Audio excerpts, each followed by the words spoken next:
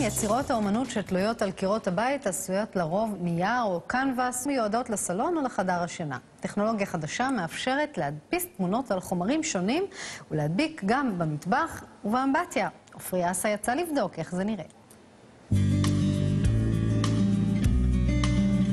הקץ לפטיש, למסמר ולמכות שחוטפים בקצות האצבעות.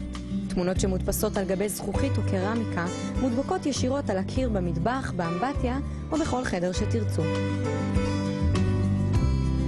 זה מחליף את הערכים ה-10x10 שאנחנו מכירים, את הפסיפסים, את כל הנושא של ערכים גדולים, שיש את החיבורים, וכולנו מכירים את הרובה שמתלכלכת תמיד ואנחנו משפשפים.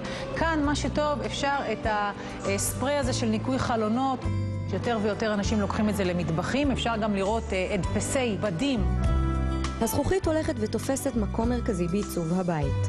היא השתלבה ברהיטים ובמחיצות, ועכשיו הגיע הזמן להשתלב גם בקיר. יש לנו פה מטבח שהוא מטבח מודרני בעיצוב מאוד מאוד מינימלי, מאוד עדין. הייתה פה איזושהי התלבטות בגלל הקונטרסט של השחור והלבן, אולי לשלב כאן איזשהו פרח אדום מאוד חזק. בסופו של דבר החליטה ללכת על שילוב של שתי דוגמאות. מרלין מונרו, רשימת קניות, פרחים וטיפוגרפיה. מדובר בזכוכית מחוסמת, קלה לניקוי ועמידה בפני שמש. מאחר ומדובר במטרים מאוד קטנים במטבח, זה בין 2 ל-3 מטרים, אז מדובר בין 3,000 עד 5,000 שקל גג. ולא רק על זכוכית, גם על קרמיקה אפשר להדפיס תמונות, ואפילו תמונה שצילמתם בעצמכם.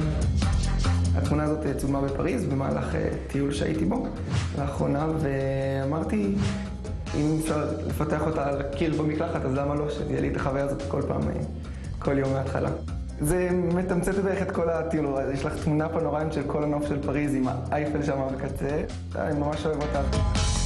בשיטת הנובו אימג'ן אפשר להדפיס כל תמונה על גבי העריכים, אבל היא חייבת להיות ברזולוציה טובה.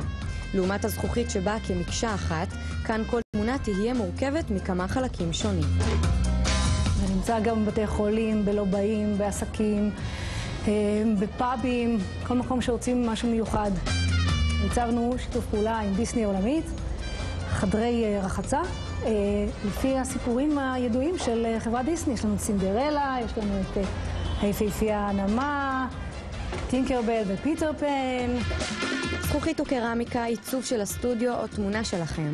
מי שמחליט לעשות זאת, כדאי שיתחיל בקטן, כי כמו תמונה שתלויה על הקיר, יכול להיות שבין רגע תרצו להחליף אותה. עכשיו שווה בדיקה.